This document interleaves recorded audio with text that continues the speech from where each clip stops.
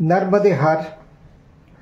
तो এই পর্বে আপনাদের জানাবো 2রা মার্চ রবিবার বড়িবাড্ডা পৌঁছানোর কাহিনী এবং সেই বড়িবাড্ডা স্থানটির ধর্মীয় মাহাত্ম্যের কথা। দুপুর অবধি বর্ণনা করেছি গত পর্বে, তো এই পর্বে সেই দুপুরের পর থেকে বাকি অংশ। দুপুরে প্রথমে তো দধিচি আশ্রম থেকে সেই সাধ্বী মাতা তিনি খিচুড়ি প্রসাদ খাইয়ে দিয়েছিলেন, সুতরাং আজ দুপুরে আর অন্ন গ্রহণের প্রশ্ন নেই। তো যথারীতি একা একাই পথ চলেছি, দীর্ঘ পথ। আর এই যে নদীর তীর দিয়ে অতি প্রাচীন শরিকপুরা গ্রামের অতি প্রাচীন মহাদেব মন্দির দর্শনের লোভে আমি যে চলেছি, এই পথে কিন্তু আর কোনো পরিক্রমাকারী যায় না। তাদের টার্গেট হচ্ছে মান্ডু। তো মান্ডু যাওয়ার এখানে 2-3টে রাস্তা আছে।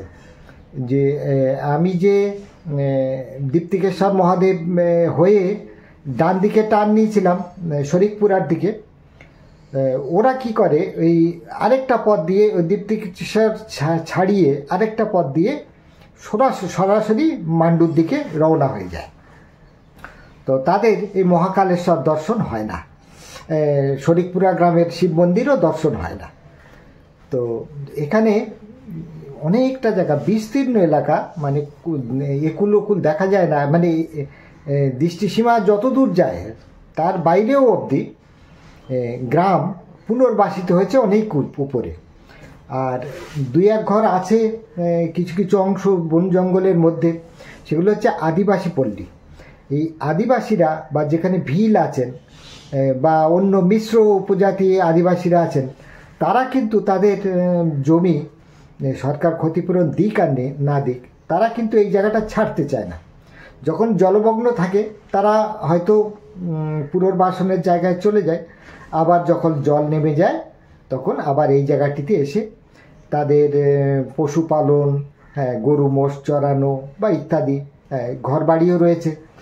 তো প্রথমে গেলাম একটি জলধারার মধ্যে দিয়ে। এটা নর্মদা মায়েরই জল, বর্ষাকালে নর্মদা মায়ের মূলধারার সঙ্গে একাকার হয়ে যায়।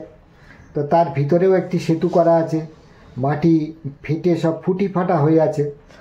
সেই গর্তের মধ্যে পা ঢুকে গেলে মুশকিল। আবার উপরে ডাঙার পথে কখনো আছে পাথর, নুড়ি, কাঁকড়, কোথাও ধুলো কাদা, আর অসংখ্য কাঁটা ঝোপ। মানে সে কাঁটা জঙ্গল কি ভয়ানক জঙ্গল, তার মধ্যে দিয়ে পথ। তো সেই হিসাবে পেরিয়ে গেলাম। কোনো কাউকে জিজ্ঞাসা করার উপায় নেই, কিছু নেই। তো গুগল ম্যাপ খানিকটা অনুমান শক্তি ইত্যাদি ভিত্তি করে শেষ পর্যন্ত দীপ্তিকেশ্বর মহাদেব পৌঁছে গেলাম। মন্দিরটি ছোট মন্দির, একদম নর্মদার তীরে অবস্থিত। তো মন্দিরের মধ্যে শিব দর্শন হলো, সব কিছু হলো, কিন্তু নন্দী মহারাজকে খুঁজে পেলাম না। তো একজনকে জিজ্ঞেস করলাম, আরে এ মন্দির মে নন্দী জি নেই হ্যাঁ? তো বলে হ্যাঁ বাবা, ছোটা করকে হ্যাঁ। যাই হোক, কত ছোট বা কোথায় রাখা আছে আমি তো খুঁজে পাইনি। যাই হোক, তার পাশে একটি স্টোর রুম আছে দেখলাম। তো সেসব পরিত্যক্ত, ভিতরে সাপ খোপ কী আছে তার ঠিক নেই। তো যাই হোক, ওখানে একটু নিরিবিলিতে বসবো ভাবলাম, কিন্তু উপায় নেই। ওখানে এক সরকারি জল প্রকল্প আর একটি বাঁধ বোধহয় তৈরি হবে, পাইপ লাইন হবে, তো নর্মদা মায়ের থেকে জল তুলে নিয়ে যাওয়ার ব্যবস্থা। তার সে বিরাট কর্মকাণ্ড চলছে, মেশিন চলছে, এটা ওটা, একজন পাহারাদার ছেলে আছে। তো সেখানে একটুখানি বসলাম, বসে আবার গ্রামের ভিতর দিয়ে, এইবার যে পথ দিয়ে এসেছিলাম সে পথ না, গ্রামবাসীরা যে 2-3 ঘর আছে তারাই দেখিয়ে দিল জঙ্গলের মধ্যে দিয়ে আরেকটা পথ। তো সে ভয়ানক ঝাড়ি জঙ্গল, কাঁটা ভর্তি। তো সেইটা দিয়ে আস্তে আস্তে ওখান থেকে বড়িবাড্ডা আরও 4-5 কিলোমিটার রাস্তা। তো বড়িবাড্ডা শহরে যখন ঢুকলাম তখন সূর্য ডোবেনি, তারও আগে, মানে তখনও একটু রোদের আছে। তো সেখানে বর্ধিষ্ণু গ্রাম, বিশাল এলাকা জুড়ে। আদিতে গ্রামটির নাম ছিল বরাহনগর। তো এই যে বললাম, হ্যাঁ, বরাহ নামটা শুনতে খারাপ, আধুনিক কালে অনেকে নামটা এই বরাহর স্থান। হ্যাঁ, তো যাই হোক, তো সত্যযুগের কাহিনী। বরাহ অবতার রূপে ভগবান শ্রীবিষ্ণু তিনি যখন অসুর পৃথিবীকে, ধরিত্রী মাতাকে, 4 বেদকে মাটির নিচে পাতালে নিয়ে চলে গেছিলেন, তখন বরাহ অবতার সেই পাতাল প্রবেশে গিয়ে তার দন্তে ধারণ করে পৃথিবীকে এবং চতুর্বেদকে রক্ষা করেছিলেন। এই হচ্ছে কাহিনী। আর ভগবান শিবশঙ্কর এখানে ওই মহাকালেশ্বর রূপে, এই মহাকালেশ্বর কিন্তু ওই যে ওঙ্কারেশ্বর যেমন তার মর্যাদা, তারপরে উজ্জয়িনীতে যে মহাকালেশ্বর আছেন সেই বললেন, যে পূজারীজি বললেন এ কিন্তু এক সমমর্যাদা সম্পন্ন। আর এই জায়গাটিতে ছিল কপিল মুনির তপস্যা ক্ষেত্র। তো কপিল মুনি দেখা যাচ্ছে, আমি আগেও একটি ভিডিওতে বলেছিলাম যে কপিল মুনির নাম কিন্তু নর্মদা তট ধরে বারবার আসবে। সেই মহান ঋষি কত জায়গায় যে পরিক্রমণ করেছেন এবং কত জায়গায় যে জায়গা ভালো লেগেছে, সিদ্ধ স্থান মনে হয়েছে, সেখানে তপস্যা করে গেছেন, মানে সে বলে শেষ করা যায় না। তো মূল বড়িবর্দার পাশে বেশ কয়েকটা কিন্তু গ্রামের মধ্যে, মানে যেখানে জনপদ আছে তার মধ্যেও অনেকগুলি মন্দির আছে, সব বিশাল বিশাল মন্দির, সুদৃশ্য, রং করা। কিন্তু রাতের আশ্রয় খোঁজার তাড়নায় অনেকটা যেতে হবে বলে সেসব মন্দিরগুলো আর দর্শন করা হয়নি। আর সেগুলো কিন্তু আমার পরিক্রমা পথে পড়ছেও না, তো আর যাওয়া হয়নি। অনেকে ওই মন্দির দর্শন করে সরাসরি চলে যাচ্ছে মান্ডুর দিকে। এখান থেকেও মান্ডু যাওয়ার 2টো রাস্তা আছে। যাই হোক, আমি তা গেলাম না। আমি গ্রাম থেকে পেরিয়ে একটা ঢালু জায়গা দিয়ে নামলাম, নেমে একটা উঁচু টেকরি, সেই টেকরির মাথায় মহাকালেশ্বর মন্দির। তা টেকরির উপরটা অনেকটা ওই ম্যালের মতো, তো সেখানেই আছে ধর্মশালা, মন্দির কমপ্লেক্স, আরও কিছু সাধু বাবা থাকেন তার পাশে, তার ঘরদোর আছে। তো আমি যে এখান থেকে ওঠা নামার জন্য 2টি সিঁড়ি আছে, একটি আছে পশ্চিম দিক দিয়ে, আরেকটি আছে উত্তর দিক দিয়ে। তো উত্তর দিক দিয়ে সিঁড়িটি নিরাপদ, কিন্তু পশ্চিম দিকে যে সিঁড়ি দিয়ে উঠলাম সেটা অত্যন্ত খাড়া, তা ভারী পিঠ ব্যাগ নিয়ে উঠতে বেশ কষ্ট হয়েছিল। তো আগে গিয়ে মন্দিরে ধর্মশালায় উঠলাম, সেখানে এক মা আছেন, তিনি ঘরদোর পরিষ্কার করলেন, খুব সুন্দর, বয়স্ক, অত্যন্ত বয়স্ক। আর অতি বয়স্ক এক সাধু ছিলেন, তিনিও খুব সজ্জন ব্যক্তি। রাত্রিবেলা তার সঙ্গে অন্ধকারে বসে অনেক গল্প হলো, হ্যাঁ, মনের কথা। তিনি তার দুঃখের কথা বললেন। আমারও সেই একই দুঃখ, যে পরিক্রমাকারীরা এত সব সিদ্ধ স্থান, এসবগুলো, এই তাদের অহংকার। আমি 3 মাসে পরিক্রমা সমাপ্ত করেছি। আরে বাবা, পরিক্রমা হচ্ছে 3 বছর 3 মাস। হ্যাঁ, তুমি 3 মাসে যদি পরিক্রমা গোটাটা ঘুরে ফেলো, তাহলে তো কিছুই দর্শন হবে না। হ্যাঁ, মায়ের স্নেহের ছোঁয়া পাবে কি করে? তো সেটা আমি অনুভব করছি। আমারও সেই একই জ্বালা। আমি হয়তো বড় জোর 6 মাস।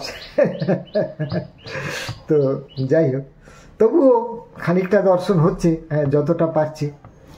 তো এই মায়ের তীরে সেই ঘাটে নামলাম, অনেক পরিবার আসছে এখানে, তারা নর্মদা দর্শন করছে, হ্যাঁ, তাদের সঙ্গে কথা বললাম। ভাঙনকুল, প্রতি বছর জলের ধাক্কায় ধাক্কায় মন্দিরের যে টেকরির উপরের অংশ কিছু কিছু ধস নামছে, হ্যাঁ, আবার কিছু মেরামতির চেষ্টা হচ্ছে, এইভাবেই চলছে। বর্ষাকালে এই জায়গাটাতে নৌকো করে আসতে হবে, এমনি অবস্থা, মানে চারিদিকে জল ডুবে যাচ্ছে, চারিদিকে তো নিচু ভূমি। আর পূব দিকে তো, দক্ষিণ দিকে তো কথা নেই, মা বিশাল চওড়া। তো এই অপূর্ব রাত কাটলো। সাধু বাবা ওখানে রাত্রিবেলা ভোজন প্রসাদী করিয়ে খাওয়ালেন। আর রাত্রিবেলা ঘরের মধ্যে একটা বড় এয়ার কুলার ছিল, সেটি চালিয়ে দিলেন, নইলে মশার উৎপাত হতো। তো সেই এয়ার কুলার চালিয়ে জানালা বন্ধ করে রাত্রি যাপন করলাম, কারণ গরম পড়ে গেছে, এখন মশার উৎপাত শুরু হয়েছে। তো সেসব ছোটোখাটো কথা আর উল্লেখ করতে চাই না। এখানে এই মন্দিরে আরেকটি বিশেষত্ব বলবো, এখানে একটি হনুমানজির মূর্তি আছে। তো এই বেশ কিছু বছর মানে রিসেন্টলি আর কি এক সাধু বাবা এখানে ছিলেন, তিনি এখানে পূজা অর্চনা দেখাশোনা করতেন, বর্তমানে থাকেন না। তো তিনি এই লক্ষ লক্ষ কাগজ, তাতে ভগবান রাম, শ্রীরাম, সিয়ারাম, রাম সীতা ইত্যাদি লেখা, যেমন হয়কে লেখে এরকম টুকরো টুকরো কাগজ রাশি রাশি, তাতে ভগবান রামচন্দ্রের নাম লেখা। সেই কাগজগুলোর মণ্ড পাকিয়ে সেই মণ্ডগুলো দ্বারা এই হনুমান মূর্তিটি উনি তৈরি করেছেন। দেখার মতো মূর্তি, হ্যাঁ। তো আর দেখে তো বুঝতেই পারা যাবে না যে পাথরের তৈরি না কাগজের মণ্ড দিয়ে তৈরি। তো এই মূর্তিটি, এই ধরনের মূর্তি আপনারা পাবেন হচ্ছে ওই পুরুলিয়া গ্রামে, যেখানে ছৌ শিল্পীদের জন্য যে সমস্ত মূর্তি তৈরি হয়, তো সেখানে এই ধরনের কাজ দেখেছি। এখানে কাগজের তৈরি এই হনুমান মূর্তি অপূর্ব দর্শন। আর সত্যি কথা বলতে কি, হনুমানজি তো শ্রীরামচন্দ্র অন্তঃপ্রাণ। তো হয়তো যদি কেউ হনুমানজিকে বুক চিরে আর দেখাতে হবে না, কারণ আপনি জানতেই পাচ্ছেন তার বুক চিরলে সেখানে সে কাগজের মধ্যে ভগবান শ্রীরামচন্দ্রের নামই আছে, মণ্ডাকারে আছে, সব একাকার হয়ে আছে, আর বহিরাকৃতি নিয়েছে সেই হনুমানের। তো এই কথাটা ভাবতে মনটা যেন কেমন উদাস হয়ে গেল। হ্যাঁ, তো একটা মানুষ গড়ে ওঠে, তার আধ্যাত্মিক চেতনা, ভাবনা ইত্যাদি গড়ে ওঠে, তো সে যদি শ্রীরামচন্দ্রের ভক্ত হয়, যদিও শ্রীরামচন্দ্র, ভগবান শিব ঠাকুর, হ্যাঁ, ভগবান শ্রীবিষ্ণু, আদতে তো কোনো তফাৎ নাই, সেই একই পরমেশ্বরের বিভিন্ন রূপ। তো তার ভিতর আক্ষরিক অর্থে রামময়। তো এটা চিন্তা করতেই মনটা যেন কেমন হয়ে গেল যে কোন পুণ্যক্ষেত্রে এলাম। সমস্ত কিছুই অদ্ভুত। এক মা থাকেন সেখানে, তিনি 12 মাসই পড়ে থাকেন, কত যত্ন করে সেই মন্দিরের ধোয়া মোছা করছে। মন্দিরের মেঝেটি কিন্তু খুবই খারাপ, মানে এবড়ো খেবড়ো, কাদা বালি, হ্যাঁ, এই সমস্ত হয়ে আছে। তার কারণও আছে, প্রতি বছর জল উঠে যায়, হয়, আরও বাঁধানোর দরকার, অর্থের দরকার।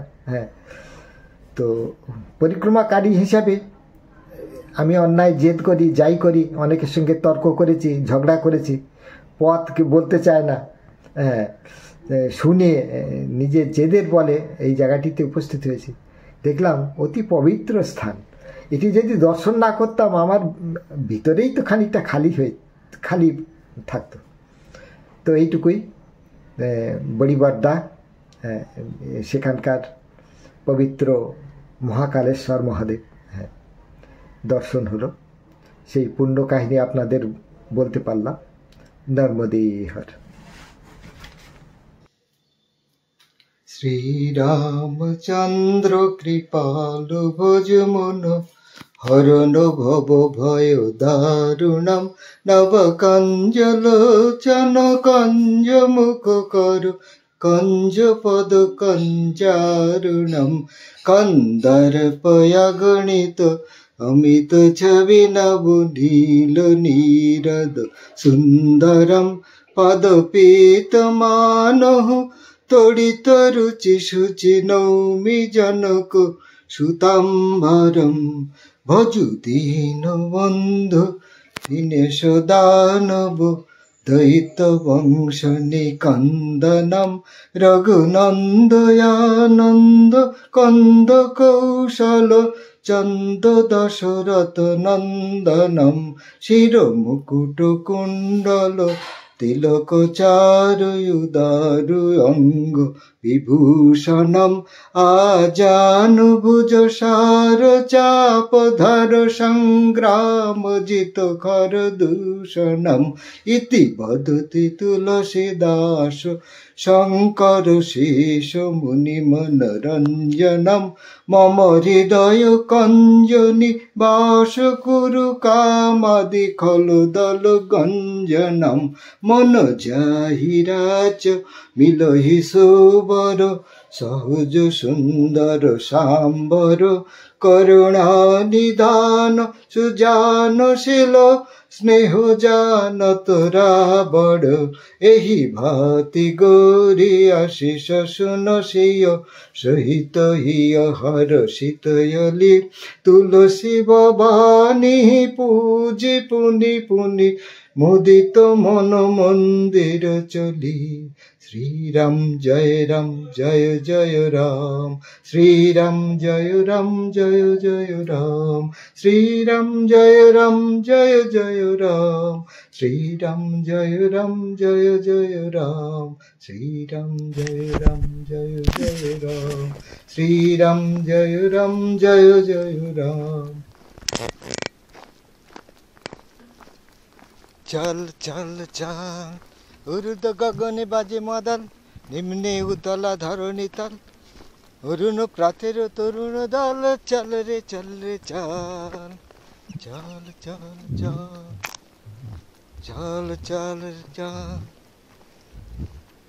এই হচ্ছে তীর্থযাত্রীর পথ। এই যে দেখুন, এখানে একটি বিখ্যাত ঝর্ণা আছে। তো ঝর্ণাটি দেখাই, গুগল ম্যাপেও এই ঝর্ণার উল্লেখ আছে। অতি সুন্দর জলধারা। তো এখানে এই জলজন্তুগুলো বিশ্রাম নিচ্ছিল। আমার কথা শুনে ওরা খুব ভীতু। এই হাতে দণ্ড, চকচকে লাঠি এ দেখলে।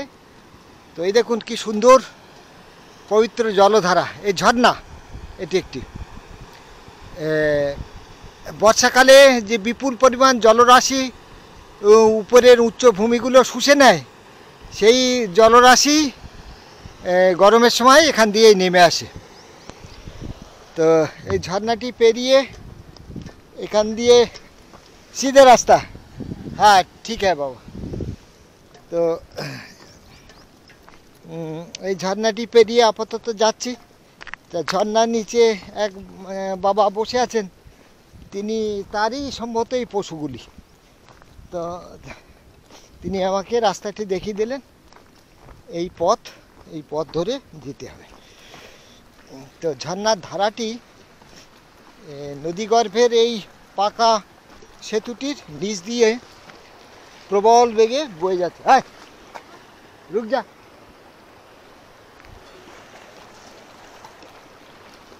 আপাতত জায়গাটি পেরিয়ে যাই, কারণ মোষগুলো একটু বিভ্রান্ত হয়ে আছে। আমার হাতে লাঠি, তো ওর মালিকের হাতেও লাঠি থাকে, আমাকে হয়তো ওর মালিক ভাবছে। তা যাই হোক,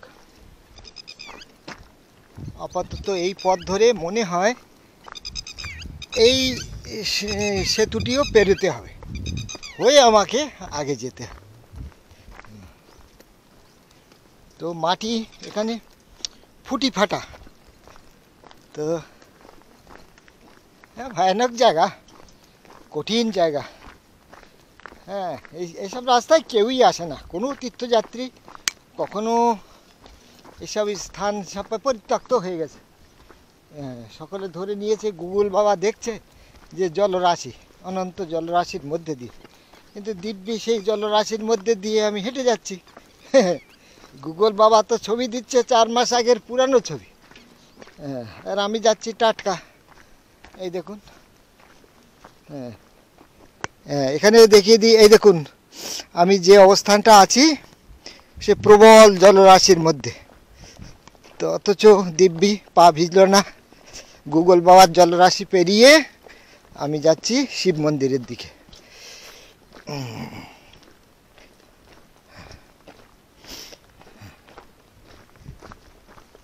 আপাতত এই পরিবর্তিত নদী খাত এটি পেরিয়ে আসলাম। এখন এইবার সামনে পড়বে একটি গ্রাম। সেই গ্রামের মধ্যে দিয়ে পেরিয়ে তারপরে শিব মন্দির। এর মাঝখানে অনেকটা পথই এগিয়ে যাব। শিব মন্দির আর মাত্র 4.5 কিলোমিটার দূরত্বে, তার মানে 1 ঘন্টার রাস্তা। ওখান থেকে বড়িবার্দা বেশি দূরে নয়। আপাতত এগিয়ে যাই এবং ভিডিও ঝাঁপি বন্ধ করি। নর্মদে হর। হ্যাঁ, নর্মদে হর। এখন 1:30 বাজে। একটা অদ্ভুত অবস্থানে এসেছি। চারিদিকে কোনো জনমানবের চিহ্ন নেই, এরকম বিস্তীর্ণ এবড়ে খেবড়ে জমি প্রান্তর পড়ে আছে, আর এদিকে কাঁটা কাঁটা ঝোপ, শুধু কিছু হলুদ রঙের ওই ছোট ছোট ছোট ছোট ফুল গাছ, এইটুকু মনের মধ্যে একটা আনন্দ দিচ্ছে। তো আপাতত এই রাস্তা ধরেই আমাকে যেতে হবে গ্রামের দিকে। তো এই গ্রামের পরেই সেই শিব মন্দির আসবে, অতি প্রাচীন। তো আমি একজনকে জিজ্ঞাসা করলাম যে प्राचीन एक शिव मंदिर है, वहाँ जाना है। तो তিনি শুনে বললেন नहीं नहीं इधर कोई प्राचीन मंदिर नहीं है। तो हम पूछा, আমি জিজ্ঞাসা করলাম কি আছে, তো তিনি বললেন बहुत पुराना मंदिर है। তখন আমি বুঝলাম যে প্রাচীন শব্দটা সাধু ভাষা গ্রামের মানুষ। তো এই ছোট ছোট আনন্দ। তো আপাতত আর প্রাচীন শব্দটা সবার কাছে ব্যবহার করা যাবে না, হ্যাঁ, তাহলে বুঝতে অসুবিধা হবে তাদের। বলতে হবে পুরানা মন্দির, বহুত পুরানা। হ্যাঁ, তো আপাতত প্রাচীন মন্দিরে আর যাব না, বহুত পুরানা মন্দির যে হ্যাঁ শিব মন্দির, ওখানেই যাব। আর এই বর্ষাকালে তাণ্ডব লীলা বয়ে যায় সম্ভবত, তার তো চিত্র দেখতেই পাচ্ছি এই জায়গাটিতে। দেখুন কীরকম স্থান। আর গুগল বাবা এই জায়গাটিকে এখন পুরোপুরি জলমগ্ন দেখাচ্ছে, নীল জলরাশি, দেখতেও সুন্দর লাগছে ছবিটা। মাঝে মাঝে দেখছি আর একটু হাসছি যে গুগল বাবাকে যদি বিনা শর্তে আপনি বিশ্বাস করে এগিয়ে চলেন তাহলে কিন্তু সমস্যায় পড়বেন। যখন দেখা যাচ্ছে জল রাশি সেখানে বাস্তবে হয়তো শুকনো, যখন দেখছেন যে একদম খটখটে শুকনো, তো বাস্তবে সেটি জলপূর্ণ, এরকম হতে পারে। তার কারণটাই ছবিগুলো রিফ্রেশ হয় অনেক দেরিতে দেরিতে। তো এই কারণের জন্যই এটা, কোনো রিয়েল টাইম গুগল বাবা যদি থাকতো সেটা একটা, কিন্তু সেটা সম্ভব কি না জানি না, হয়তো আছে, তার জন্যে আলাদা ধরনের নেট কানেকশান দরকার হয় হয়তো। তো এই হচ্ছে ব্যাপার। তো যেমন গ্রামবাসীরা বলল, আমি জিজ্ঞাসা করলাম কত দূর শিব মন্দির, তো তারা বললো এই 1 কিলোমিটার। তখন আমি বুঝলাম যে বা গুগল বাবাকে যেমনভাবে বুঝছি ওই রকমভাবেই বুঝলাম যে এখান থেকে গ্রাম হয়তো 3 কিলোমিটার, তারপরে 1 কিলোমিটার শিব মন্দির। তো এইরকম, তাহলে মোট দূরত্ব 4 কিলোমিটার ধরতে হবে। এইরকম সে কি বলছে সেটাকে তার গভীর অর্থ ভিতরের থেকে খুঁজে বার করে, টেনে হিঁচড়ে বার করে তারপরে বুঝতে হবে, নাহলে কিন্তু মনে মনে ঠকে যেতে। হ্যাঁ, 1 কিলোমিটার শুনে আপনি হাঁটলেন, তারপরে দেখলেন যে 5 কিলোমিটারেও পাড়ি পাচ্ছেন। আর গ্রামের লোকের 1 কিলোমিটার মানে যদি আপনি বেশি চাপাচাপি করেন তো সে হয়তো বলে দেবে, আরে ভাই আমি কি আর ফিতে দিয়ে মেপে দেখেছি। ও মনে হয় আমরা যাই, গ্রামের মানুষ একটু বেশি জোরে হাঁটি, ঘড়ি ফড়ি থাকে না, ঘড়ি কী জিনিস তাও তো দেখি না, তো ওটা 1 কিলোমিটারই হবে। এই হচ্ছে ঘটনা, টুকরো টুকরো আনন্দ। এদের খর রৌদ্রে এত ভয়ানক পাথুরে জমির মধ্যে দিয়ে একলা চলছি, কোনো তীর্থযাত্রী এ পথে আসে না এবং ভবিষ্যতে আসার সম্ভাবনাও নেই। আর এইসব প্রাচীন শিব মন্দির এক তো সরকার নিজের ফায়দার জন্য ডুবিয়ে দিয়েছে, তা কী ফায়দা স্থানীয় মানুষের হচ্ছে কি দেশের হচ্ছে তারাই ভালো করে বলতে পারবেন। কিন্তু এই যে প্রাচীন আমাদের ঐতিহ্য সেগুলোও তো এর সঙ্গে ডুবে যাচ্ছে। শিবভূমি মা নর্মদার তটে তটে ছিল কত অসংখ্য মুনি ঋষিদের স্থান, সে তো সব আগামী প্রজন্মে আমাদের পরবর্তী তারা কিছুই জানতেই পারবে না যে এইরকম সব স্থান ছিল। তো ঠিক আছে, এগিয়ে যাই এই পথ ধরে। বর্তমান নিয়েই সন্তুষ্ট থাকতে হবে, অতীত ভুলে যেতে হবে, ভবিষ্যৎ অজানা থাকবে। সুতরাং বর্তমান যেটি এই মুহূর্তে যে অবস্থানে আছি সেইটিই হচ্ছে আসল কথা, সেইটি আনন্দের সঙ্গে গ্রহণ করতে পারলে তবেই ঠিকঠাক, নইলে জীবন দুর্বিষহ। নর্মদে হর। বড়িবর্দা গ্রামের বেশ কিছু আগে নর্মদা মায়ের তীরে অতি প্রাচীন শিব মন্দির এটি। তো এই তার রূপ।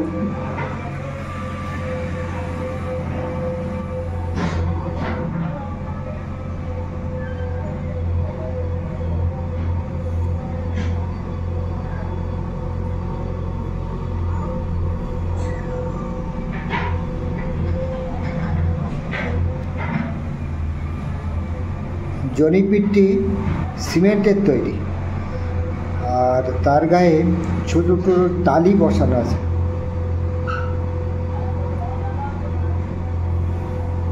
আগে হয়তো খোলাই ছিল, পরবর্তীকালে গ্রামের তরফ থেকে হয়তো এটি করে দেওয়া আছে। মন্দির ঘরটি ছোট কিন্তু সুন্দর।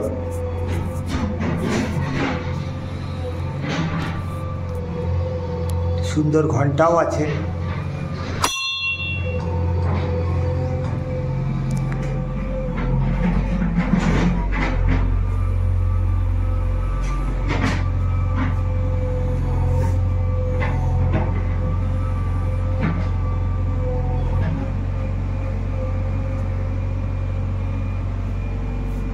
মন্দিরে কিন্তু নন্দী মহারাজ নেই।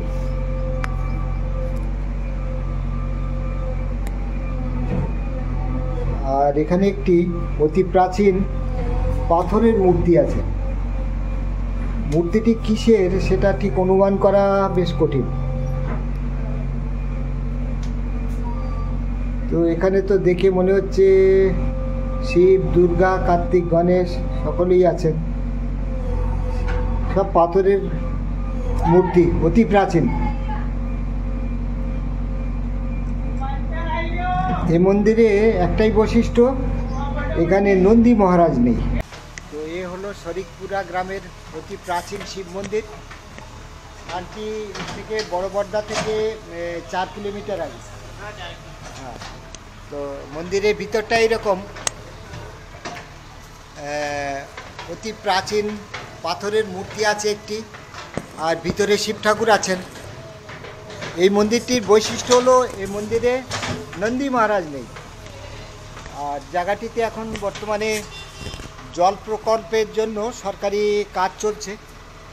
এখানে কোনো জল প্রকল্প তৈরি হবে জল সরবরাহের জন্য, তার বিরাট কর্মযজ্ঞ চলছে।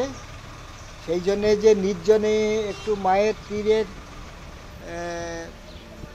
উপভোগ করব সেটির বর্তমানে সুযোগ নেই।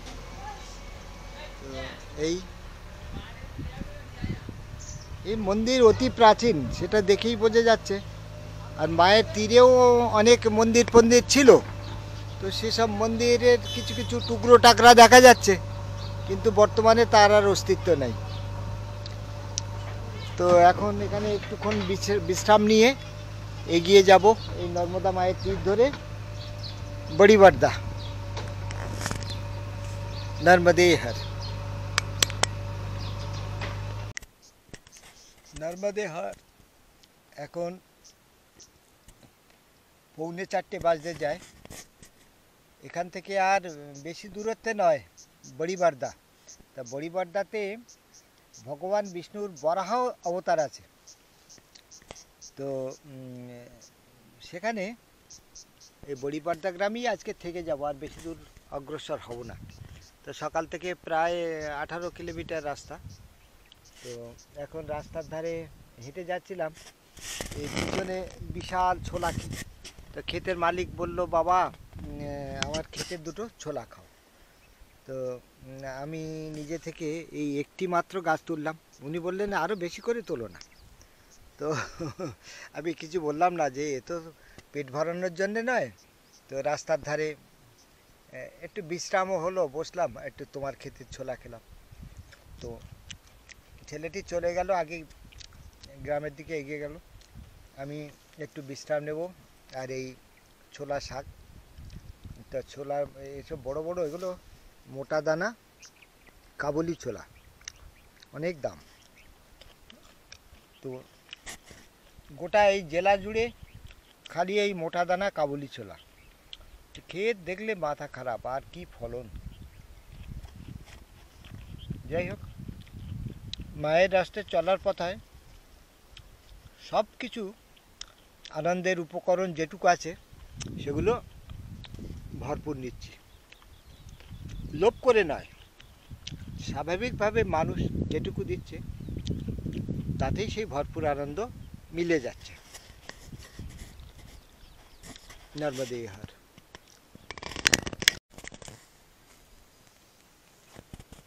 বড়াবড়দা গ্রামের একটু আগে রাস্তার ধারে একটি ছোট খোলা মন্দির পেলাম। তো মন্দিরটি একটু দেখাই। এটি নাগদেবের মন্দির, অদ্ভুত দর্শন, সব মাটির তৈরি, পোড়া মাটির তৈরি, সব নাগদেবের যেমন বাসা হয় সেই রকম সব করা। মন্দিরটি ঝাড় দেওয়ার জন্য একটি ঝাড়ু আছে, এখানে ধূপদানি আছে পাথরের, আর নারকেল ভোগ দেওয়া হয়েছে সেসব দেখতে পাচ্ছি, কিছু খাতাপত্রও দেখতে পাচ্ছি। জায়গাটি খুব ঠান্ডা আর সুন্দর জায়গা। তো জায়গাটি অত্যন্ত জনবিরল। তো মন্দিরটি দেখে খুবই ভালো লাগলো, তাই দেখালাম। তো সুন্দর জায়গা। আর এগুলো পরিত্যক্ত, যেহেতু গ্রাম থেকে অনেকটা দূরে, নিত্য পুজো তো হয় না, কখনো সখনো বিশেষ উপলক্ষে মানুষজন আসে পুজো করার জন্য। ये कितना दूरी है गांव? ज़्यादा दूर नहीं ना, ठीक। नर्मदे है। তো গ্রামে অনেক এরকম ছোট ছোট দেব মন্দির থাকে বিভিন্ন দেবদেবীকে উপলক্ষ করে। তো ভালো, এরকমটা প্রথম দিকে মনে করতাম সব কুসংস্কার, কিন্তু এখন মনে হয় যে না, এরকম থাকা উচিত আছে। সমস্ত জীব জন্তু, তার মধ্যেও ঈশ্বর দর্শন, এটা একটা তার রকম, সবই শক্তির অংশ। এই জ্ঞানে তাকে সমীহ করা, সম্মান করা, তার সঙ্গে সম্মানজনক দূরত্ব বজায় রাখা, তো এটা কোনো খারাপ কিছু নয়, এটা খুবই ভালো। এটাই আমার বর্তমান অনুভূতি। নর্মদে হার, নর্মদে হার বাবা, নর্মদে হার। আজ পরিক্রমা করতে করতে এসেছি এক পবিত্র অতি প্রাচীন স্থানে। এখানে মা নর্মদার তীরে মহাকালেশ্বর মহাদেব স্থাপিত আছেন। কপিল মুনি এই জায়গাতে তপস্যা করেছিলেন, আর ভগবান বিষ্ণু বরাহ অবতার রূপে পৃথিবীকে এই স্থানেই রক্ষা করেছিলেন। তো ইনি মহাকালেশ্বর মহাদেব, দেব ঋষি পূজিত মহাকালেশ্বর।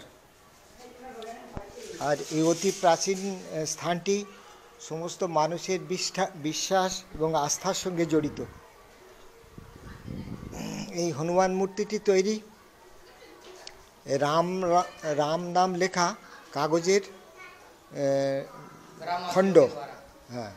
তো ওই খণ্ডগুলোকে গলিয়ে ওই কাগজের টুকরো দিয়ে অপূর্ব সুন্দর এই মূর্তিটি, হনুমানজির এই মূর্তিটি তৈরি করা। তো এর সঙ্গে মানুষের, এই গ্রামের মানুষের একটি বিরাট একটা চিন্তা ভাবনা এবং একটা আবেগ জড়িয়ে আছে। আর যথারীতি ভগবান মহাকালেশ্বরের সামনে নন্দী মহারাজ, পাথরের মূর্তি, এটিও প্রাকৃতিক প্রায়। তারপরে টুকরো কিছু সাজগোজ অঙ্গসজ্জা করা হয়েছে। আর ইনি হলেন স্বয়ম্ভু হনুমানজি। পাথরটি প্রাকৃতিক সম্পূর্ণভাবে। যেমন ছিল যথাযথ অবস্থায় এইভাবে বসানো হয়েছে। তবে অতি প্রাচীন, তো সেই যুগের কাহিনী সত্যযুগের কাহিনীর সঙ্গে জড়িত, এবং ভারতবর্ষের যত পবিত্র তীর্থক্ষেত্র আছে, ওঙ্কারেশ্বর, উজ্জয়িনী, তার সঙ্গে সমমর্যাদা সম্পন্ন এই মহাকালেশ্বর মহাদেব মন্দির। তো এই সমস্ত হয়তো কিছু কিছু সাজগোজ পরবর্তীতে হয়েছে। আর যেসব সিদ্ধ সন্ত এখানে তপস্যা করতেন তার কক্ষ ইত্যাদি এর সঙ্গেও আছে। একদম নর্মদা মায়ের কিনারে এই স্থানটি, এই মন্দিরটি যথাসম্ভব আগের মতো আদি অকৃত্রিম অবস্থায় আছে। নর্মদা মায়ের জল অনেক দূর অবধি ওঠে এখন সর্দার সরোবর বাঁধের ফলে। আর এই সমস্ত জায়গা যথেষ্ট বিপজ্জনক, ধস নেওয়ার সম্ভাবনা, খুব কাছে যাওয়ার উপায় নেই। আর এই টলটলে মায়ের জল, মা এখন বিশাল কলেবর নিয়ে খুব সুন্দর মূর্তিতে কলকল করে বয়ে যাচ্ছে। এই মন্দির প্রাঙ্গণ বা এই স্থানটি বর্ষাকালে পুরোপুরি জলমগ্ন হয়ে যায়। আর এই মহাকালেশ্বর বাবার সেবায় এই মা সবসময় রত। ইনি বর্ষাকালেও এই স্থান ছেড়ে, বাবার ধাম ছেড়ে যান না। আর সারাদিন তার কাজই এই মন্দির রক্ষণাবেক্ষণ করা, শিব ঠাকুরের সাজগোজ ইত্যাদির দিকে লক্ষ্য রাখা, পরিষ্কার পরিচ্ছন্ন রাখা। तो हाँ बराहनगर भगवान, हाँ बड़दा, बड़दा नाम इसी से ही हुआ है, बराहनगर से बड़दा है, बड़ा बड़दा। हाँ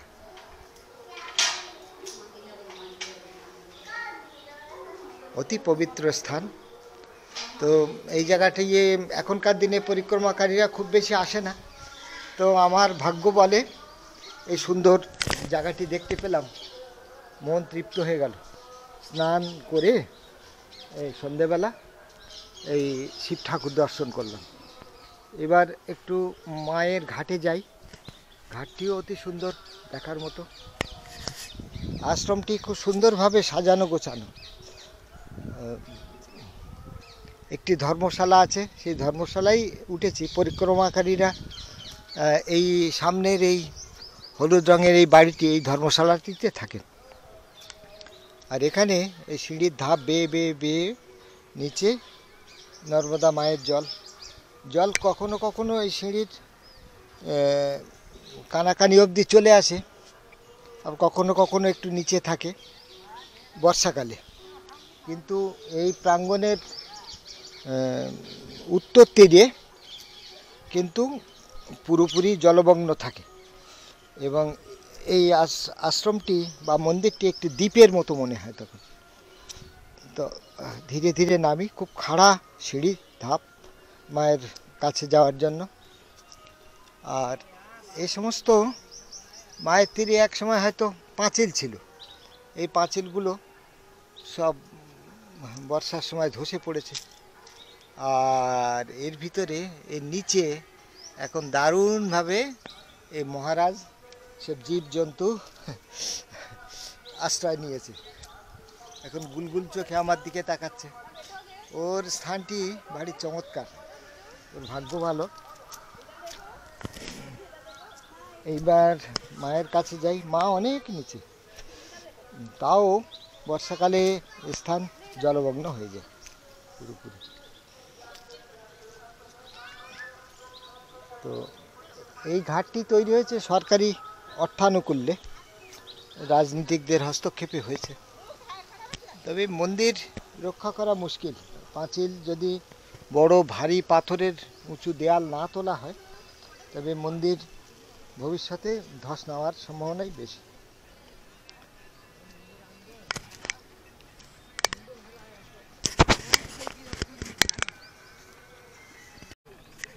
তো এই হলো বড়িবর্দা গ্রামের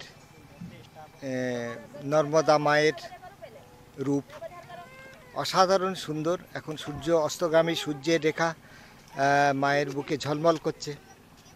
আর মায়ের এই বিশাল কলেবর, আদি অনন্ত অনন্ত জলরাশি, একদম টলটল করছে এই জল। আর উপরেই আছেন মহাকালেশ্বর মহাদেব। আর এই স্থানটি পুণ্যস্থল বিষ্ণু ভগবানের বরাহ অবতারের সঙ্গে যুক্ত, সত্য যুগের।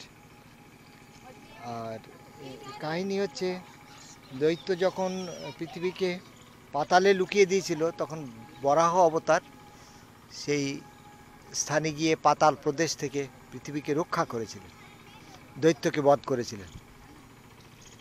তো অপূর্ব সুন্দর এই বিকাল, পাখিগুলো আস্তে আস্তে পশ্চিম দিকে উড়ে চলেছে।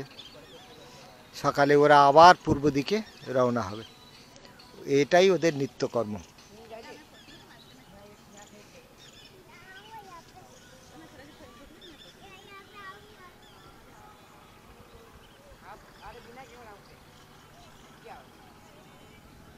মায়ের অনন্ত জলরাশি।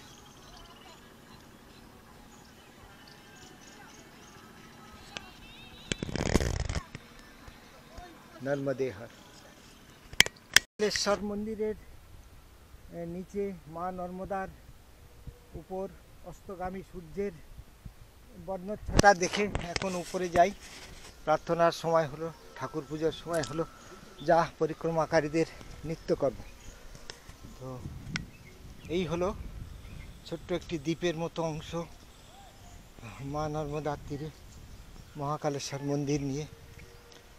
আর এই সামনে ধর্মশালা, এই ধর্মশালাতেই পরিক্রমাকারীরা আসে।